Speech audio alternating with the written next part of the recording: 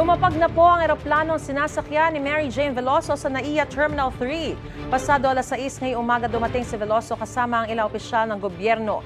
Ang mga detalye kaugnay niyan, ihahatid po namin maya-maya lamang. Kagabi pa lang ay nag-uumapaw na ang saya ni Mary Jane Veloso at kanyang pamilya sa napipintong pag-uwi ni Mary Jane sa Pilipinas, makalipas ang halos 15 taong pagkakakulong sa Indonesia. At live mula sa Pasay, may unang balita si James Agustin. James, kumusta na ang sitwasyon ngayon dyan? Maris, alas 5:50 ngayong umaga na lumapag yung eroplano na sinasakyan ni Mary Jane Veloso. Dito po yan sa NAIA Terminal 3. At nandito na rin sa paliparan yung kanyang mga kaanak sa pamumuno ng kanyang magulang, mga anak. At dumating din kagabi yung kanyang mga kapatid. At mahigpit yung seguridad na pinapatupad dito sa NAIA Terminal 3. Kagabi nga ay nakausap pa ng mga kaanak nitong si Mary Jane. Itong si Mary Jane mismo sa pamamagitan ng video chat bago siya sumakay sa eroplano. Gabi, ma. Apo, hintayin po namin kayo, ma. Ilang minuto nakausap sa video chat ng mga kaanak si Mary Jane Veloso pasado alas 10 kagabi. Ang dami nila, mga anak ko. Walang pagsidla ng tuwang mga kaanak at taga-suporta nang makita ang isang nakangiting Mary Jane. Ang ina ni Mary Jane na si Nanay Celia, tila walang kapaguran habang pinapanood ng live stream ng press conference bago ang biyahe pabalik sa Pilipinas ng anak. Saya po namin, sisigawan kami, naglulundagan kami kanina. Pati po yung mga suporta niya, napakarami namin kanina, kaya masaya rin siya.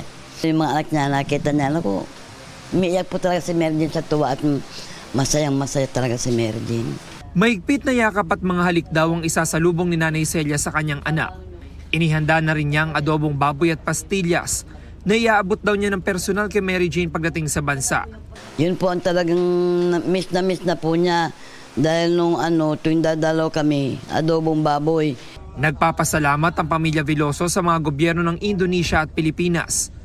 Mahiling din sila kay Pangulong Bongbong Marcos ngayong nalalapit na Pasko. Ipagkalob na po niya sana yung clemency dahil ano po kasi yung matagal ng panahon siya nakakulong na wala naman po siyang kasalanan, nagdusa, tumanda sa kulungan, lumaki yung mga anak niya. Ang grupong Migrante International nakahanda na rin sa pagbabalik bansa ni Mary Jane. Bukod sa mga tarpaulin, gumawa rin sila ng mga kahon na binalot na parang regalo na nakasadang katagang clemency. Ang ating panawagan ay mabigyan ng clemency, full clemency si Mary Jane sa madaling panahon. Hindi po sana siya magtagal sa CIW Mandaluyong dahil hindi po siya isang kriminal dito sa ating bansa. Siya po ay isang biktima lamang ng human trafficking.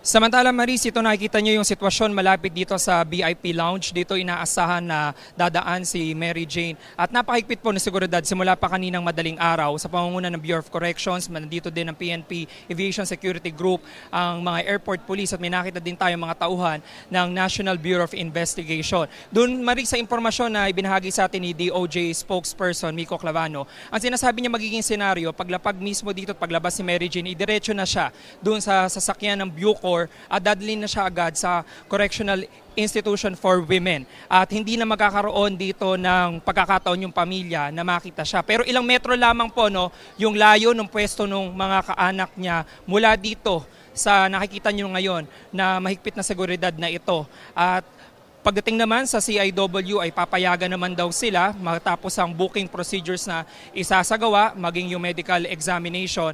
1 oras hanggang 1 oras at kalahati papayagan yung mga kaanak na makita mismo si Mary Jane. Nakikita natin posibleng kasama sa convoy nito ay bukod doon sa ambulansya, may nakikita pa tayo na coaster bus at may mga sasakyan ng Bucor pero hindi pa natin sigurado kung saan sasakay doon si Mary Jane. Yung manilitas na sitwasyon mula dito sa NAIA Terminal 3, ako po si James Agustin para sa GMA Integrated News. James, matanong ko lang, kasi kahapon ang sinasabi ng MIAA, bawal na yung coverage, media coverage, pati yung pamilya ay naabisuhan na sa Correctional Institute for Women na lang dumiretso. Pero mukhang nagbago, nakakapag-cover ka dyan sa loob at ang pamilya nandyan.